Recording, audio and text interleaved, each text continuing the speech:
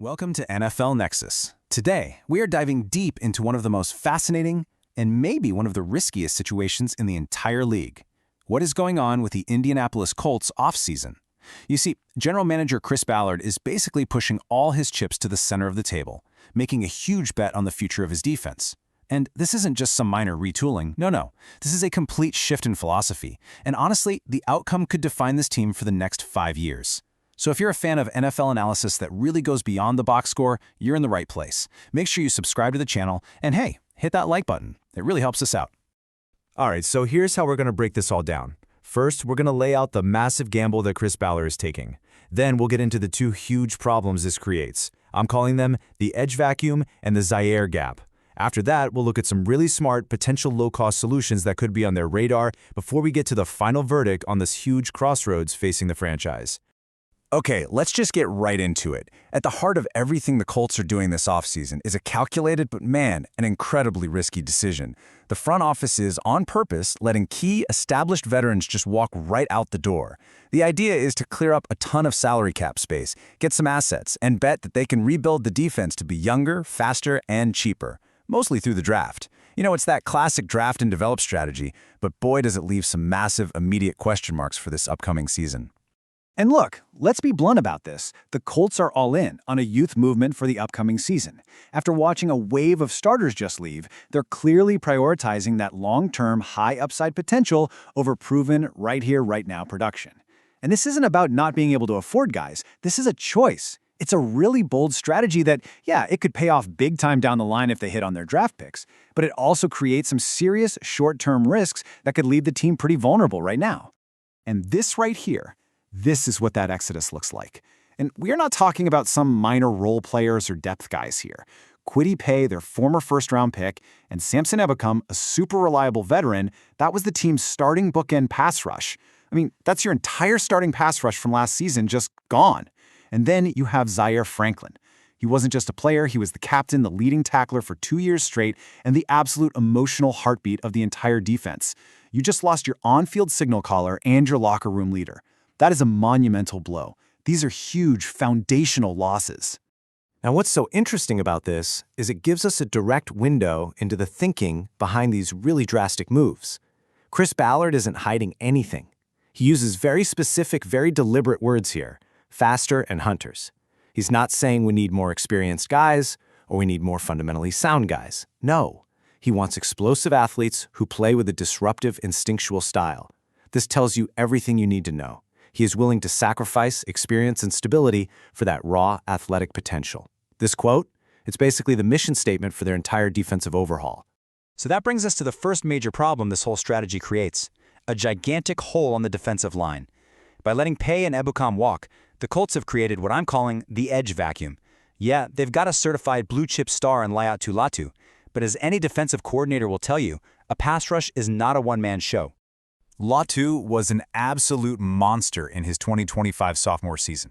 He put up 8.5 sacks and was just a constant source of pressure. He proved he is the cornerstone of this defense for years to come.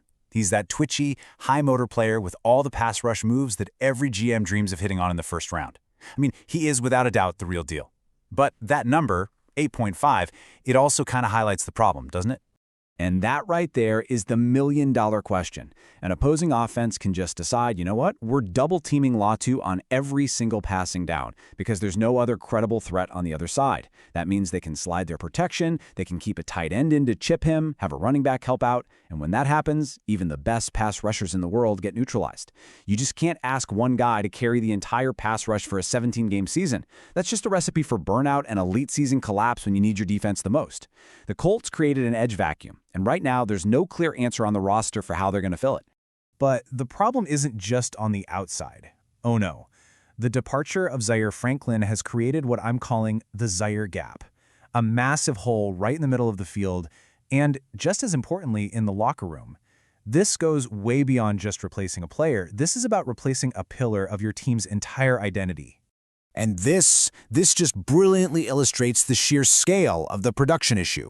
Franklin was a tackling machine, a heat-seeking missile who posted a staggering 173 tackles just 2 seasons ago. The player they got back in the trade, Colby Wooden, he fits that younger and faster mold, sure, but his production last year was just 50 total tackles. That is a colossal 123 tackle gap in proven performance at the Mike linebacker spot, the quarterback of your defense.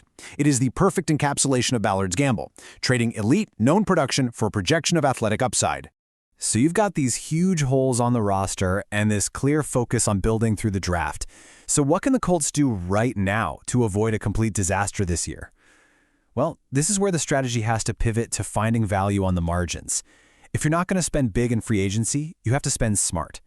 They could look to that second or third wave of free agency for some low-risk, potentially high-reward veterans.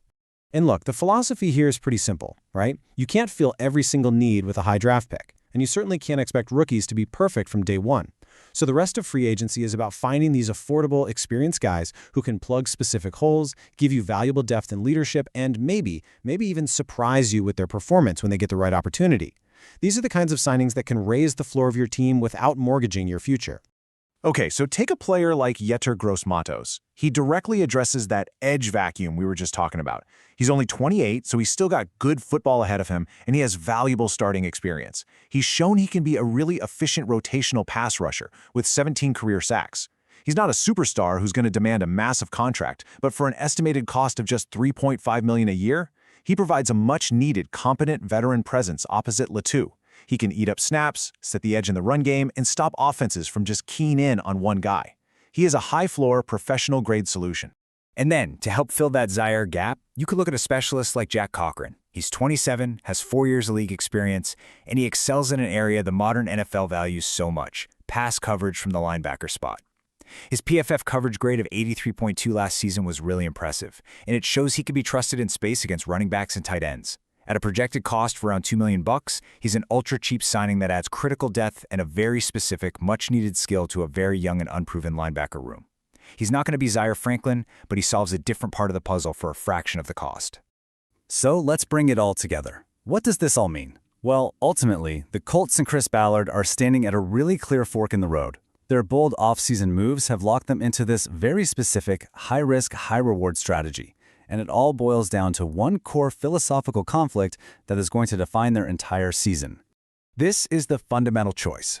Do they just double down and go all in on the 2026 draft, hoping to find multiple day one starters and just accept that this upcoming season might be a rough developmental year? Or do they try to mitigate that risk by plugging these immediate glaring holes with affordable, competent veterans like the ones we just talked about? It's that classic battle in team building, the high-ceiling, low-floor bet on youth versus the safer but maybe less exciting bet on veteran experience to raise the team's immediate floor. And that leaves us with the final big question. Chris Ballard is betting the house on his scouting department's ability to find hunters in the draft. If he hits, and his coaching staff develops them quickly, the Colts could have a fast, young, and ferocious defense that sets them up for years of contention. But if he misses, or if the rookies just aren't ready for prime time, the lack of a veteran safety net could leave this defense completely exposed and potentially waste a prime year of their franchise quarterback's rookie contract. Only time will tell which way this gamble is going to break. So what do you think the Colts should do? Let me know your strategy down in the comments below. And don't forget to subscribe to NFL Nexus for more deep dives just like this one. Also, if you'd like to help support the channel, check out the link in the description or the QR code on your screen to see our collection of coloring books. They're perfect for kids, grandkids, and hey, even for adults. Thanks for watching.